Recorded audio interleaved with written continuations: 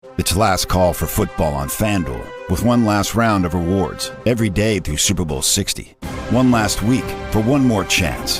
Visit the FanDuel app all week long for limited time boost every day until football runs out. FanDuel, official partner of Super Bowl 60. New customers bet $5 and get $200 in bonus bets if you win. 21 plus and present in select states. First online real money wager only. $5 deposit required. Bonus issued as non-withdrawable bonus bets which expire 7 days after receipt. Restrictions apply. See full terms at FanDuel.com/sportsbook. Gambling problem? Call 1-800-GAMBLER or visit rg-help.com.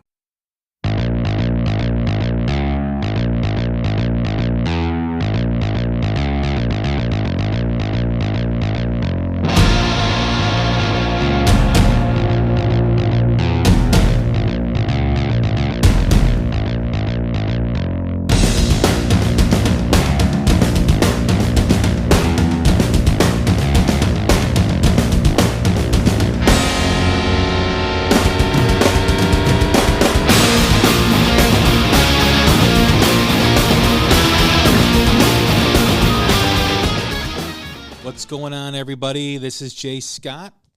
You're listening to The Hook Rocks, the ultimate rock community podcast. Hope everyone is having a great day post-Thanksgiving.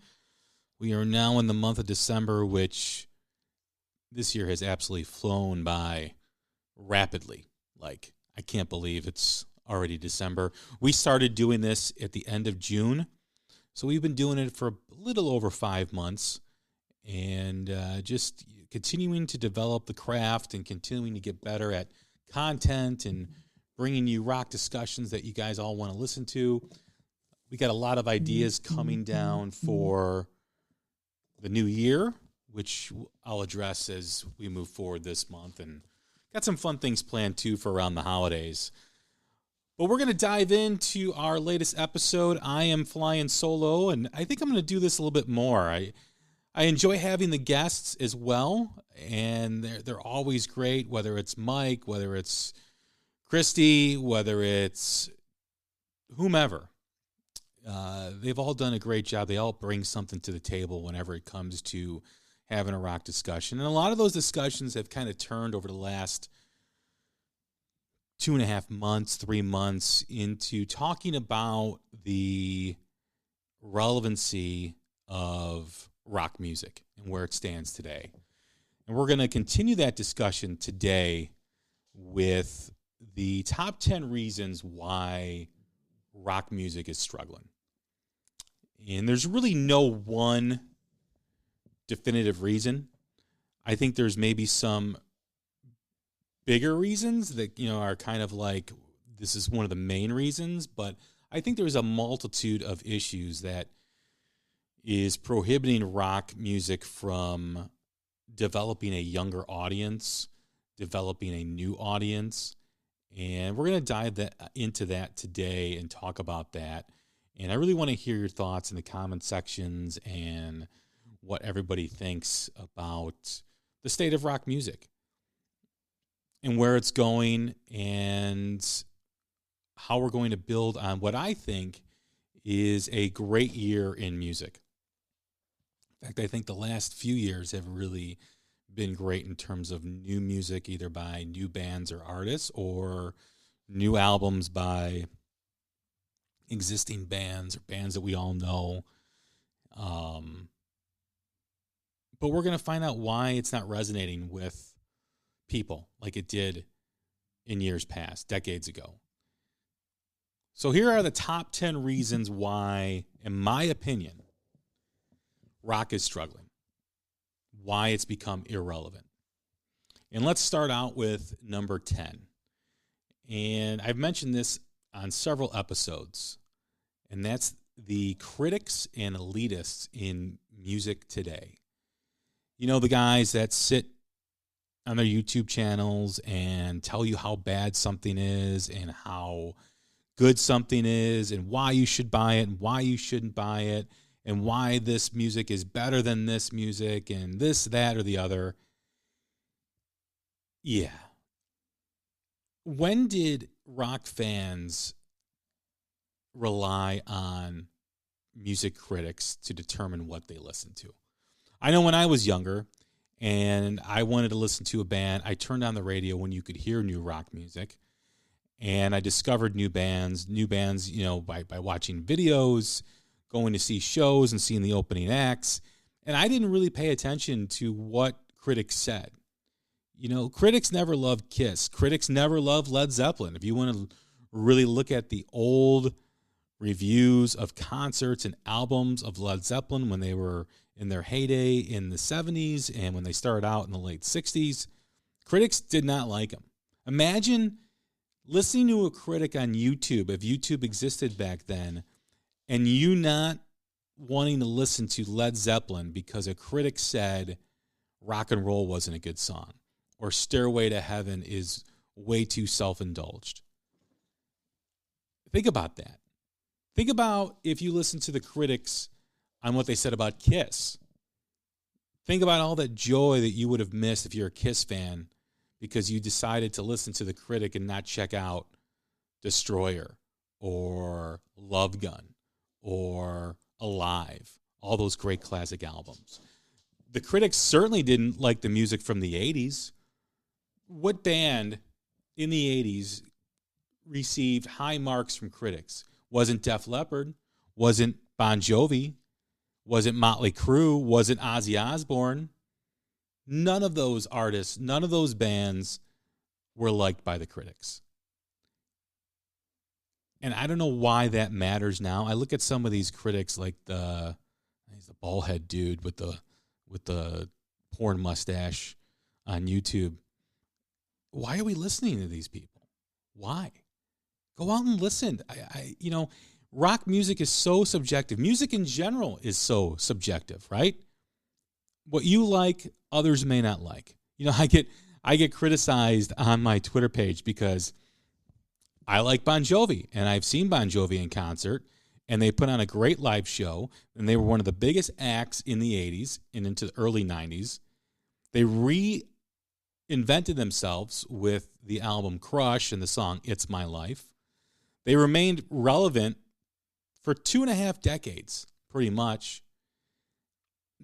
We can always talk about what they're like now, of course. I mean, they're older. They're in the late 50s, early 60s, and they don't sound as good as they used to. And Father Time has caught up to John Bon Jovi. And, yeah, I mean, if you're going to criticize them for that, I mean, who hasn't been a victim of Father Time? You know what I mean? So when you're telling me about Bon Jovi and how they sound now and how they're not good now, that doesn't matter to me. What matters to me is they were a big band in the 80s, and I get criticized for pledging my, I don't want to say allegiance, but I'm not afraid to say that I liked them, and I liked a lot of their music, and a lot of their music was good. I mean, you listen to some of their contemporaries in interviews and how they talk about the songs that John Bon Jovi and Richie Sambora put out in the 80s, whether it's Wanted Dead or Alive, Living on a Prayer, You Give Love a Bad Name, Bad Medicine, Blood on Blood, Keep the Faith. I mean, yeah, maybe there's some cheesy lyrics in there, but you can't argue with success. But getting back to what I said, none of those bands in the 80s were liked by critics. We didn't care. We listened to them. If we cared, none of those bands would even be in existence today because they wouldn't be able to survive, whether it's Iron Maiden or Judas Priest or any of those bands. Van Halen was just considered a party band and nothing more. There was no depth to Van Halen. I mean, if you want to compare them to bands like Rush or Genesis or Yes or something like that, sure, there's a lot of maybe deeper meaning in the lyrics and the way the songs are structured, but you can't argue with Eddie Van Halen being the most influential guitar player outside of Jimi Hendrix and maybe Jimmy Page ever. I mean, he changed the face of guitar. But my point is stop listening to the critics. Stop listening to what they're telling you and go enjoy and go like what you like. And stop involving yourself with people who want to tell you this song sucks, that band sucks, this is that is this. Like I said in our introduction episode, music is your religion, and you like what you like, and screw everybody else. Let yourself have your own soundtrack. Moving on to number 9. no local support for new rock acts. And this kind of falls on both sides of the fence. It falls on the club owners who need to make money. They need to sell liquor. They need to sell beer. They got to fill their clubs or their bars on Friday and Saturday nights. And unfortunately, because many of the fans have their heads up their asses, they won't go listen to new original rock music. The club owners, the bar owners hire cover bands, tribute bands. Now, there's a difference between a tribute band and a cover band. Like, there's some bands that just do Bon Scott era AC/DC, or there's bands that do Led Zeppelin, or there's bands like there's a band called Mr. Speed. It's a Kiss tribute band. They try to emulate one specific act, right? Whether it's, I think there's Killer Queen is a Queen tribute band, and some of these bands do very well for themselves. They draw big crowds, they play small theaters, and they make a lot of money. And I can understand someone wanting to go see a Queen with a guy that sounds and looks like Freddie Mercury, or a guy or a gal who wants to go see AC/DC with a Bon Scott era vocalist because they never were able to see him. I get the intrigue and I get why that's interesting. But the cover band basically is a wedding band. It basically, 4 or 5 guys up on stage becoming a jukebox. And it's essentially they're playing other people's music. Now, a lot of these musicians are older musicians, early 40s and on, who have been in original rock bands at some point in their careers, who have decided because of family, because of commitments, that they no longer have the time to put in for an original rock band. That happens. Life happens sometimes.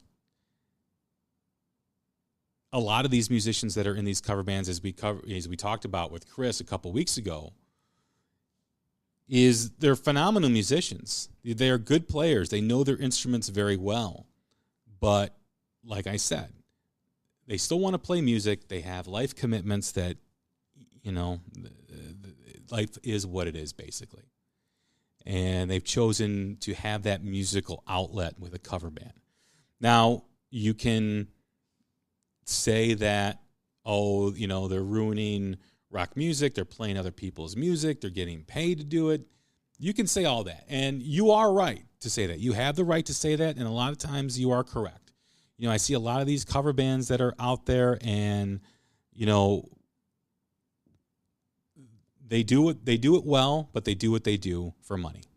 But if the local rock scenes were vibrant, and the local rock scenes were doing well with original rock music, there would not be the need for cover bands. And where does that need come from? Where does the supply and demand come from? Well, the demand comes from the fan, who, like I said moments ago, would rather go out on a Friday and Saturday night and go see live music performed by other people who are not the band that made the song popular. They'd rather see other people play a song and reminisce. Don't get it. I don't understand the fan interest of basically going to see a wedding band on a Friday and Saturday night. Don't understand it. We'll never understand it because there's so much great new music out there. I mean, pretty much when you go to these clubs or these bars, you're still paying a cover, whether it's $5, $6, $7, $10, $11, $12, right? You could go see, like I saw Tyler Bryant and the Shakedown and the Temperance Movement at Lincoln Hall in Chicago back in June or July. I'm going to say June. And they were phenomenal. And I paid, I think, $15 or $16 to go see them. And it was awesome.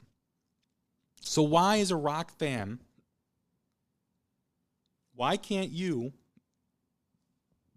pony up $15, $18, $20 even, and go see new upcoming original rock music and go enjoy yourself and buy a CD while you're at it for $10 or $15 or buy a t-shirt. I don't understand. You know, I go to these festivals in the summertime and I see these cover bands and there's 2,000, 25, 3,000 people and these bands are playing to a track. Most of them aren't even playing the music live. They have everything lined up with a video screen playing the video of the music that they're playing, or they think that they want you to make you think that they're playing live, and they're not. So not only are you going to see bands, on some cases, that are playing other people's music, they're not even playing it. They're playing to a track. I mean, if that's what you want for entertainment, I don't know what to tell you. I don't know. I don't know what to say. I don't know what to say to people like that who want to hear 60, 70 song clips in a 30-minute medley. What is that? You know, everything from Huey Lewis and the News to the Grease soundtrack to Duran Duran to Poison. All in 30 minutes, 70 songs, 30-second clips, whatever, 60 songs, I don't even know. People are jumping around like it's the greatest thing, and it, in my opinion, sucks balls. Why do you want to listen to that? Why don't you go listen to the guy that's been in his basement or in his room, writing the music, writing a song, struggling to put it all together and arrange it properly, writing the lyrics, coming up with the idea for a song, and works on it every day for a month or whenever, however long it takes him, puts it together, gets a band together that has great musicians, wants to play it for you live, and they get 15 people. Or they get 20 people. But the cover band that's not even playing other people's music live, some of them are. I shouldn't say all of them. But a lot of them are playing the tracks, and a lot of them, you know, are I mean, again, they're playing other people's music. Why would you go spend the money on that and not go see somebody that could be the new upcoming artist or an artist that like you connect with his music? I mean, I understand you can't do that all the time, and there's times where you just want to go out and you want to know what you're getting, and you want to know what you're going to be listening to. I understand that. But as a rock fan, if you are a true rock fan, at some point, maybe every other month, maybe every month, maybe 2-3 times a year, go out and see some original rock music. Go look at some clubs in your area or that are within a 30-minute drive or a 40-minute drive of you that's got some new upcoming bands. Look at the upcoming shows. Go on YouTube, type in the artist. Oh, I kind of like these guys. Or, I'm not too crazy about these guys. But find a band that you might dig and go check them out. I know it's work. I know it's a pain in the ass, so we're going to get to that in a little bit. But it's really going to help new rock music forge ahead and be relevant again. If you just start doing that, right? So number 8 is platforms and social media. You know, whether it's YouTube, whether it's Instagram, whether it's Facebook, Twitter, and then you have the platforms like Spotify and iTunes and Amazon Music and Pandora. So there are a lot of avenues to get your fix, right? There's a lot of avenues to find new rock music. And I think it's all positive that an artist who is trying to find an audience has the ability through several different avenues to be able to connect with people around the globe. You know, it used to be a local scene that we just talked about where bands, original rock bands, would play at the 2, 3, 4 clubs in town, and they would draw a crowd Friday, Saturday nights. They would develop a nice following, but it was very regionalized, meaning that if a band was big in Chicago but not on the national stage yet, people in California, people in New York or Boston or Arizona, Florida would never hear of that band. Only if they got a national or a record contract with a big record label and they were put on a national stage. What's cool about it now, and as Chris Lane from the band Station mentioned, in a conversation I had with him is that the new scene is Planet Earth, where any band from anywhere can connect with anyone in the world. And that's awesome. That is so cool. Because how many times did we say over the years that why isn't this band big? Why isn't this band huge? We still say that now, but for different reasons. However, I have the opinion that there's almost too much out there. So if a band is developing new music and wants to put it out there, they can put it on any platform. They can put it on any social media platform. That doesn't mean it's going to do anything, right? That doesn't mean all of a sudden they're going to have this wave of fans connect with their music. They still have to work. The work is still there, okay? You still have to, quote unquote, pound the pavement. You got to get in front of people. You got to play your music live, okay?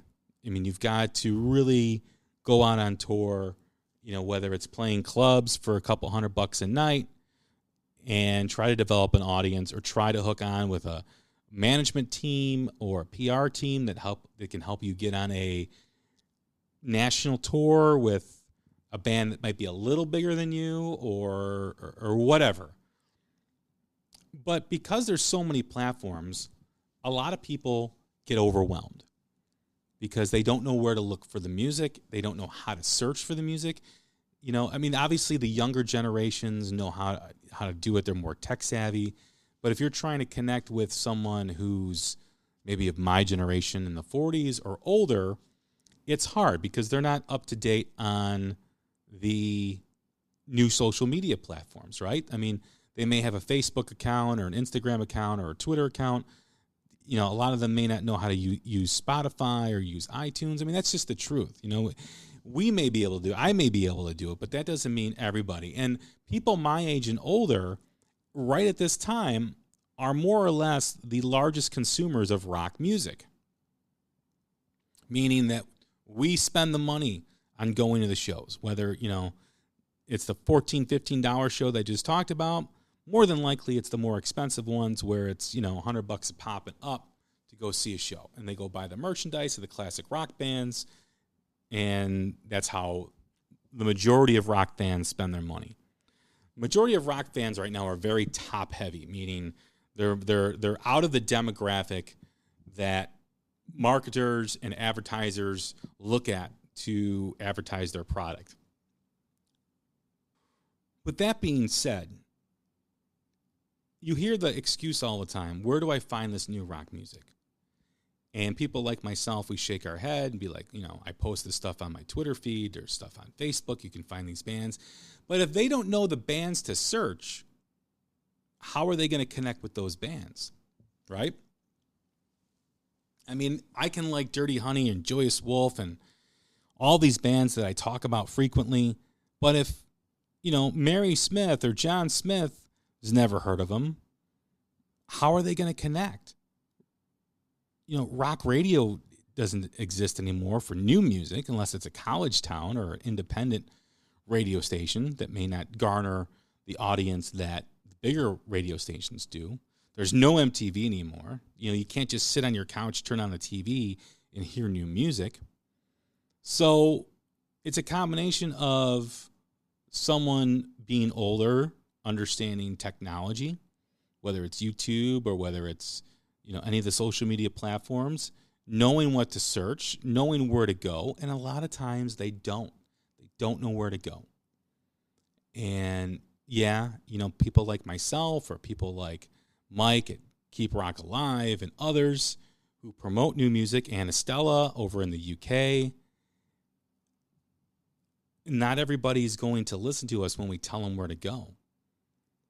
Then the frustration lies, oh, well, I don't know where to find it. Well, if you just paid attention on our social media platforms and you're following me, you could find it. You could find it on Mike's page. You can find it on Ann's page. It's out there. People are doing a lot. People are doing this for free, like myself, promoting new rock music. But maybe there's too much of it. maybe there needs to be more of a centralized location. Just thinking out loud right now. Maybe having too many social media platforms is too complex for too many people. I don't know. There's also the aspect of a lot of music being out there that I don't want to say is junk. Some of it is. But for the most part, a lot of the stuff is self-produced. And when people self-produced, they're not listening to anyone who's telling them, maybe you shouldn't do that. Maybe it should sound like this. Maybe it should sound like that. So they put out these albums and they put out this music that there's a lot of fat on it, meaning, there's a lot of things that if there was still the A&R guy, he would tell him to get rid of it, sharpen it up a little bit, make it sound a little more tight, a little more ready to go. Whereas now, I get music and it's good, but it's not ready. It's not ready, to be put out there and for people to listen to. And my suggestion for people who are doing that is to connect yourself with people who will tell you it's not good or it needs to be better. If you are trying to get your music out to people, you can't afford to have the ego that tells you that your music is great and these people don't know what they're talking about. Granted, there are people that are out there that don't know what they're talking about, but find people that will tell you the honest truth. Like, this needs to be better. Maybe this song needs this. Maybe this song needs that. That's what you need. Because a lot of stuff that's being put out on social media platforms and people are putting out because they worked on this, it's just not ready. It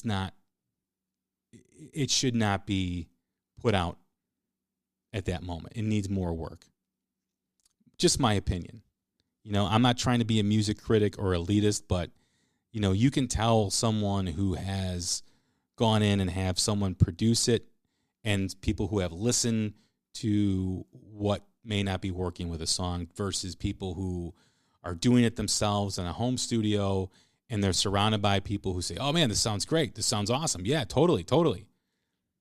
You need people in the room that tells you no, because all those artists that made you want to pick up a guitar or drum or made you want to sing, made you want to start a band, they all had people in the room telling them, no, we need to do this. Take it for what it's worth. Number 7, and this has become a subject of mine lately, or a complaint of mine lately, I should say. And that is when bands do these tours, the opening act is another well-known act. Let's use the new tour that was announced last week. Motley Crue, Def Leppard, Poison. Why the hell is Poison opening up this tour? They're not going to sell more tickets for Def Leppard and Motley Crue. Let's take a look at the rumor that's out there. Judas Priest, Iron Maiden, with the opener, Testament. Why is Testament opening up this tour? Iron Maiden and Judas Priest will sell the tickets. Testament didn't convince me to go see that show if it does come to fruition. Poison did not convince me to go see the show with Motley Crue and Def Leppard. Why are these bands, or why are these promoters refusing to take new original rock acts out on tour or put them on a tour, put them on a bill with these bands? What the fuck is going on? How do you expect rock music to survive if the bands at the top, the bands that make all the money, are not putting unknowns or newer bands out on the tours with them? Why? When is a band going to step up and say, no, we want this unknown band or this new band to be on tour with us? When are they going to get the stones to do that? You think a promoter is going to cancel the tour because you want a newer band to go out with you? And if it's about money, how much more money are you going to get with Poison versus having Dirty Honey, Joyous Wolf, the Struts, whomever? How much money are you going to lose by having a newer band? And make it be part of your legacy. How cool is it if you're going to be Iron Maiden? You know, Iron Maiden, even when they were touring later on, they still brought out like new bands with them. Judas Priest brought out Uriah Heep this past summer. Why? Uriah Heep, how many more tickets did Uriah Heep sell for that tour? Very little, I bet. Very little.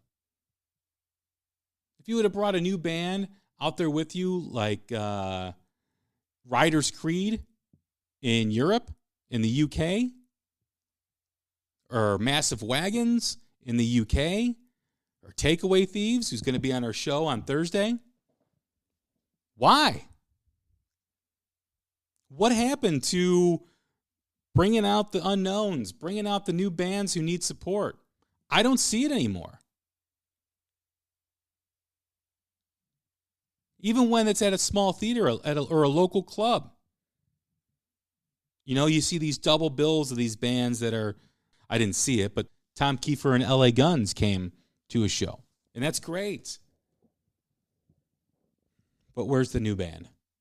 Where's the band that needs exposure? Come on. None of these acts are ever going to make it, or it's making it so much more difficult for them to make it because you're not doing it. Look at Kiss. Kiss has a fucking painter opening up for them on their end of the road tour.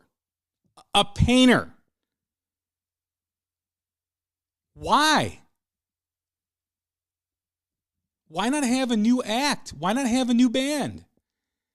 You're doing hundreds of shows, right? Let's say you're doing 120 shows. Pick 4 bands, have them do 30 shows each.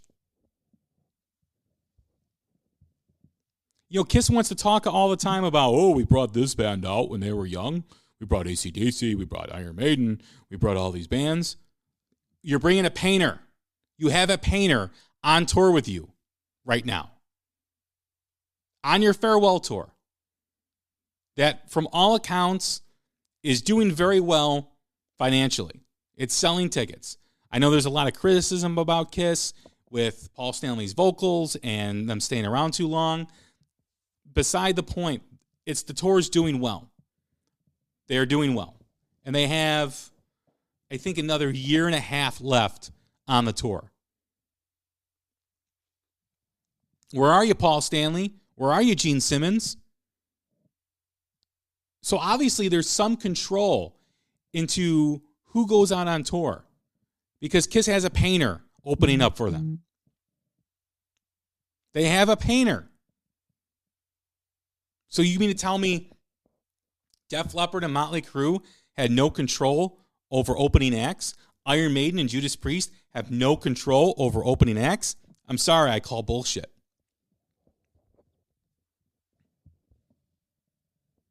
It's got to happen. Remember when these bands were young and starting? Motley Crue taken on tour with Ozzy Osbourne, taken out on the road with Ozzy. All these bands have stories like that. Where are you now? What are you doing? Rock needs your help.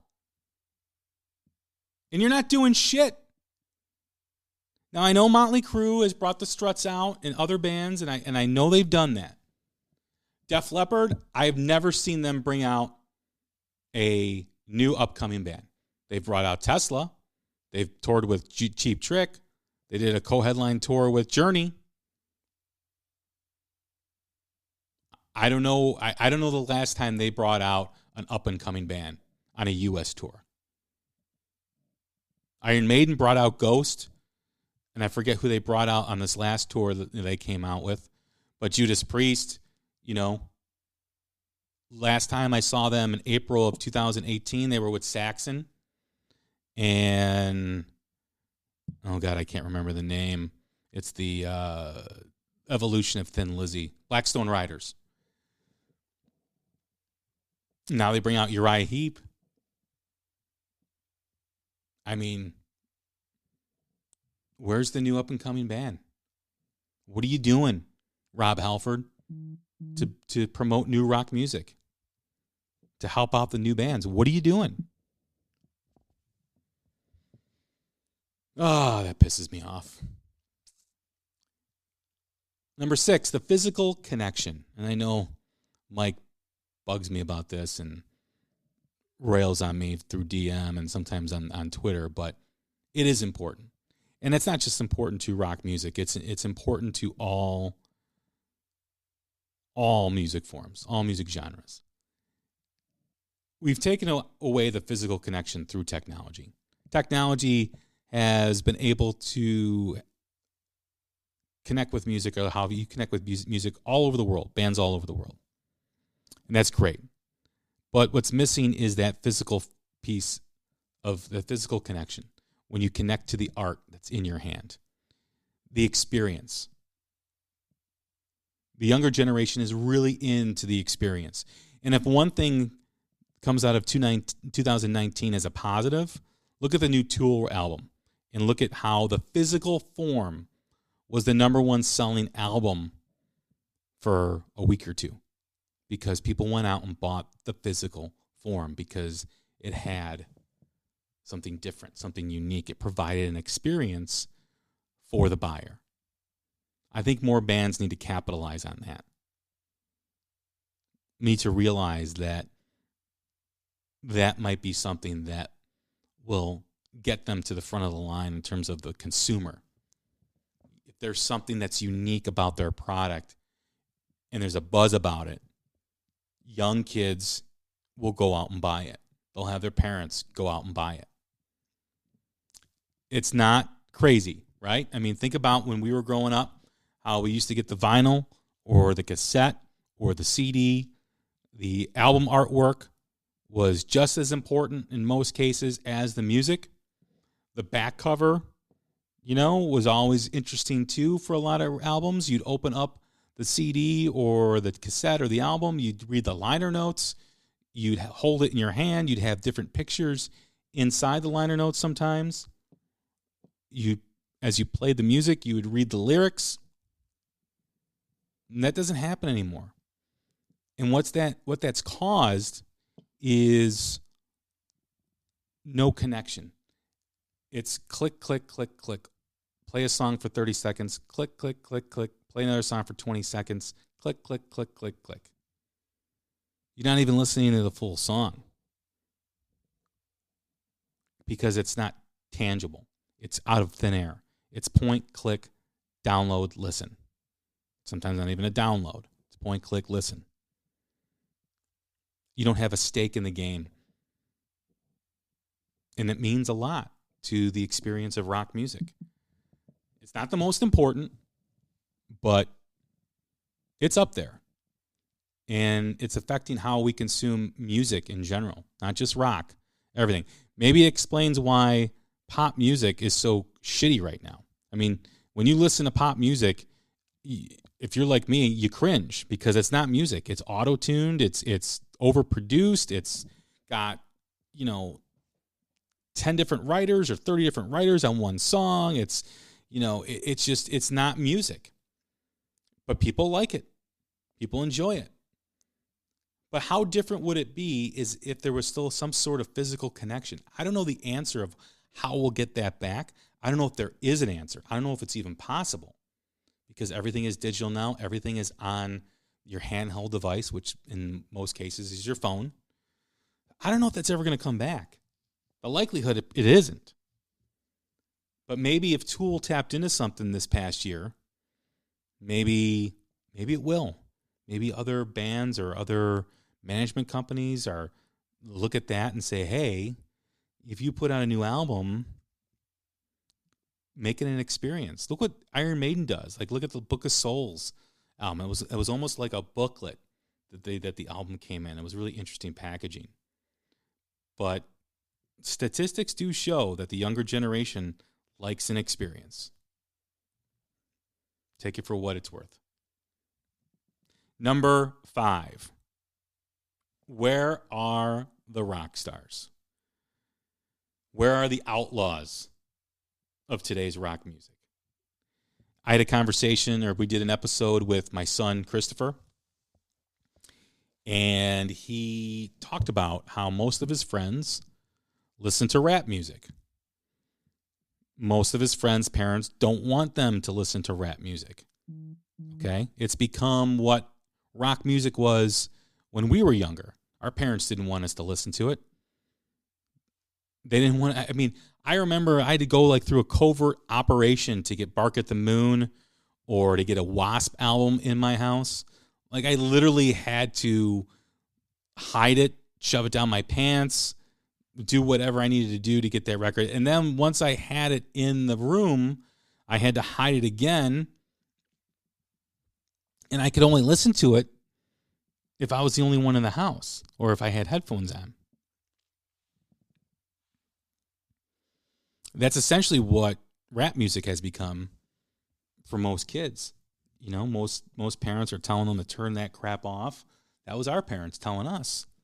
And of course, you know, if you are a kid, the more your parents rail against you about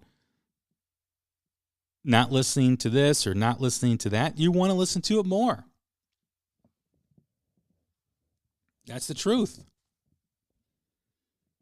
That's just the way life is. That's you know, that's wanting to be rebellious as against your parents.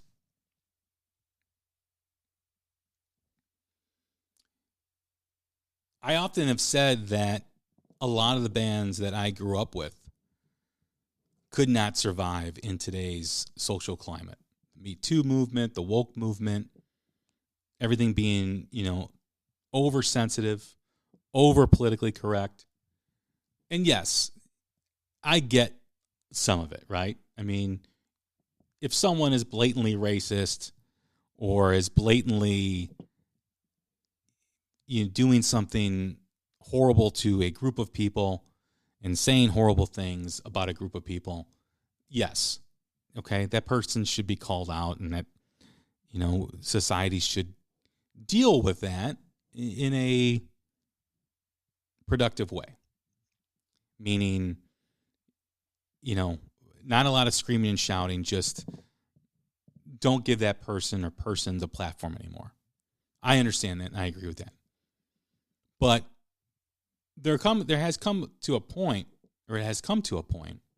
where people are afraid to do things, people are afraid to say things because of pushback on social media, wherever. And it's scary because where is this going to end? What's the end game for this, right? Like where do people finally settle on what's acceptable and what's not? What's offensive and what's not? I am not easily offended. Very few things offend me. However, if I am offended, I don't have the right to tell someone else that because I'm offended, you can't listen to it, you can't watch it, you can't hear it. I mean, all censorship hurts art, right? Hurts the art form. And that censorship can come in many different ways. Could be government censorship, could be, you know, local schools censoring things or universities censoring things. And it could come from peers too, peer censorship. All forms of censorship are bad. If you don't like something, turn it off. Get up and walk away. Change the channel. Simple. Because you don't like something doesn't give you the right to tell other people that it's bad or that they shouldn't watch it. Look at the last Chappelle show, comedy specials. If you're going to listen to Dave Chappelle do stand-up comedy, you have to prepare yourself to hear things that are outside the box, right? Outside the norm. If you're not prepared, don't watch it. It's simple. But it's the same thing with bands and musicians. Like I just said, I've often said that a band like Motley Crue couldn't exist in today's social climate. I think we need a band like Motley Crue. I think we need people like a David Lee Roth. I think we need people that push the boundaries, that give the middle finger to the norms. Now, that doesn't mean that they should be addicted to drugs or, commit crimes. But if a band has a PR person that's telling them what to say and what not to say, you're with the wrong PR firm. You need to be with a PR firm that says, what did you say? Okay, how are we going to deal with that? You need to be authentic. You need to be natural. Don't be afraid to push the envelope. Don't be afraid for people to want to push back against you. Protest your shows. I mean, you look at the social movement in the 60s with the Vietnam War. And you look at artists like Bob Dylan, and you look at artists, whoever, Jimi Hendrix, the Stones, all those bands that were counterculture or making music that was counterculture. Some of the best music ever came out during that time period. And right now, with the political climate the way it is, whatever side of the fence that you fall on, be natural, be authentic. Don't be afraid to piss people off. Don't be afraid to offend somebody. You're a rock star. You're in a rock band. You're supposed to offend people. And yes, it's got to be authentic. It's got to come from the heart. It's got to come from the right place. But where are the rock stars of today? I think there are a few that are developing into that. But let's see where it goes. But if I had advice for someone in a band that was not doing things because they were afraid of, upsetting this group of people here or that group of people here, my opinion, who cares? Go do it. Be yourself. Be natural. Be authentic. Number 4, the youth of today, the kids of today. I touched on it a little bit with the physical connection, but we have a generation that, in my opinion, is craving new rock music and wants something different. And rock music is the something different. Technology allows bands to connect with kids, but I think the interaction on social media is really cool with a lot of bands that do, and I hope that's farming a lot of fans and fostering a lot of new fans. But that's where it lies. That's where the future lies. I talked about the classic rock crowd and how we spend a lot of money.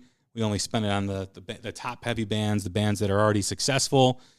However, the new generation is there for the taking. But they're not listening. So what as parents, what are we doing? Just start playing rock music in your car. Just have them take the headphones off. Start listening to it. Take them to a rock show. Take your kid to a rock concert.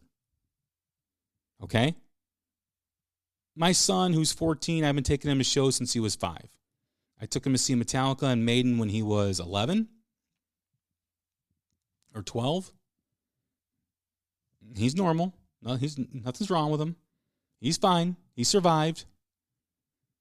But he loves rock music. He knows what it's all about. Start doing that with your kid. Take him to a festival. If there's a rib fest in your town, usually they have a national act or semi-national act. Go take them. Don't go take them to see a cover band, damn it. Seriously. Take them to a rock show. Go look up at all ages shows. Have them go see someone play guitar and jam on it. Have them go see someone play the drums. Have them go see someone who actually sings while they're on stage. That'll be the difference. I guarantee you they'll enjoy it. There's a lot of tours happening this summer. There's the big ones. There's the small ones. It's up to you, but take them and expose them to rock music, live rock music. Number 3, the money and business side. We've talked about this a few times on the podcast. A lot of this stems from Dee Snider's comments about the Super Bowl and the lack of rock music being part of the Super Bowl. We saw the Grammy nominations come out a few weeks ago. I talked about that on the show. I'm still fucking disgusted about that. We're not going to see that happen anymore. We're not going to see rock acts at a Super Bowl. We're not going to see the Grammys actually present the rock awards on television. MTV Awards, forget it. American Music Awards, forget it, unless it's a classic rock band, because no one is spending the money compared to the other genres of music. And that's where it starts. That's where we become irrelevant. If the demographic that all advertisers and marketers are not listening to rock and not buying rock music, we don't matter. Rock does not matter on a national stage. So forget about the Super Bowl. Forget about the Grammys. Who cares about the Rock and Roll Hall of Fame? I get frustrated too, but at the end of the day, the elitists and the critics are the ones that are making the decision on that. For the most part, who cares? That ship has sailed. But if you want rock music to be on the national stage and be on the national platform again, you got to do the things that, I've talked about. You got to listen to new rock music. You got to go spend the money. You got to go do it. You got to get your nephews and nieces and daughters and sons into rock music. Now, I'm not just saying, do the Clockwork Orange thing and have them sit in front of a television in a straitjacket, forcing their eyes open and listen to it.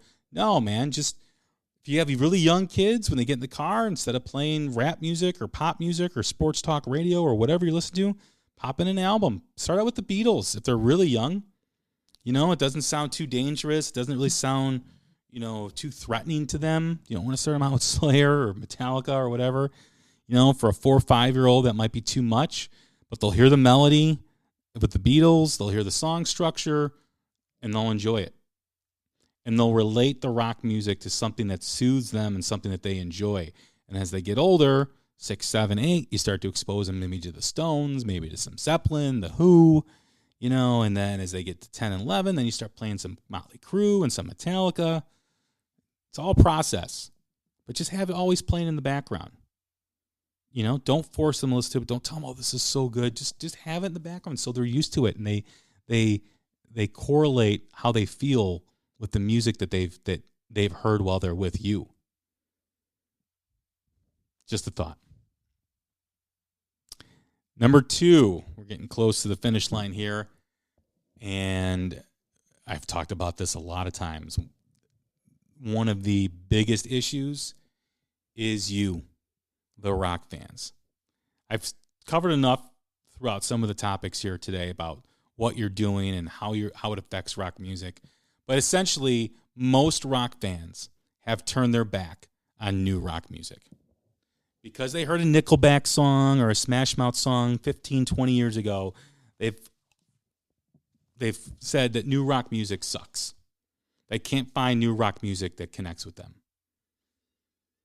I hear it over and over again. It's daily that I hear it or see it written. And it's just not true. You're not listening if you think new rock sucks. You are not listening. You are not a music fan anymore. You are a music consumer. You are part of the sheep that just blindly listens to classic rock, the same 50, 60 songs over and over and over again. Broaden your horizons. Go be that person you were 25, 30 years ago. Listen to stuff that I put on my page. Mike K, Keep Rock Alive. Anna Stella does a great job. Go check it out. There's got to be something that connects with you. If you're saying that all this music sucks and you're listening to all that stuff, my bet is that you're listening with a preconceived idea of what it's going to be, and you're already telling yourself not to like it. And that's pretty shitty. So just open up your mind a little bit. Listen to some of the stuff. My rule of thumb is I always listen to something 3, 4, 5 times before I actually make a judgment on it. If I can't connect with it after the 5th play, then I put it away. And maybe I'll revisit it a couple months or a year. Sometimes music is all about timing. But come on, people. You are killing rock music. You hold a lot of the responsibility for the state of rock music as it stands right now. There is blood on your hands. It's true. I post these polls on my Twitter feed. They get great response. I mean, over 10% connection with my Twitter followers. I post new music. It gets less than 3%. You're not clicking on it. You're not even listening. So don't tell me new rock sucks because you won't even listen. You're too lazy to hit the click button and listen for 3 to 4 minutes. What the fuck? While you're going through my polls and voting on my polls, just press play and then open up another page and then just start voting, and you can listen to the music while you're doing that. Simple. But you got to start listening. You got to expose your kids to music. You've got to go out and support local original music. You got to support the newer bands that are coming through on tours that are almost playing for next to nothing. You got to do it. Or else rock music will be like a phone booth, right? You see it once in a while, but it'll be out of sight, out of mind. And then you'll be 70, 80 years old, and you'll be telling your grandkids, well, I used to listen to rock music. And they'll be like, what's that, Grandma? What's that, Grandpa? And they won't have any idea. It'll still be played. Rock music's never going to die, but it's going to become harder and harder to find. Just is. There's so many new rock bands out there right now that are kicking ass. There's no excuse for you not to be listening. And my last and number one reason why rock has become irrelevant is infrastructure. Let's combine all the things we talked about, or most of the things we talked about. There's nowhere for new music to go outside the social media platforms. And yes, that's good, but years ago we had MTV, band put out a video, radio followed, the band had a hit, they were put on a tour, they made money, they grew their fan base, went in the studio, did their next record, boom, boom, boom. Now, there's no more rock radio outside of classic rock. And if they are playing new music, it's like a local independent station that doesn't have the frequency to go on or beyond, 50, 60 miles. College radio station, but even their definition of rock sometimes is confusing. So there's no more rock radio. There's no more MTV. Where does the new music go? The bands have to work their asses off to get it in front of you. And maybe you'll be kind enough to listen. In most cases, most fans will be a douche and not listen. And then they'll call in Eddie Trunk, or they'll post something on my Twitter feed. Whatever happened to this band? Whatever happened to blah, blah, blah, blah? We all heard or most of us have heard the episode with Eddie Trunk where the guy calls in and goes, whatever happened to Michael Sweet?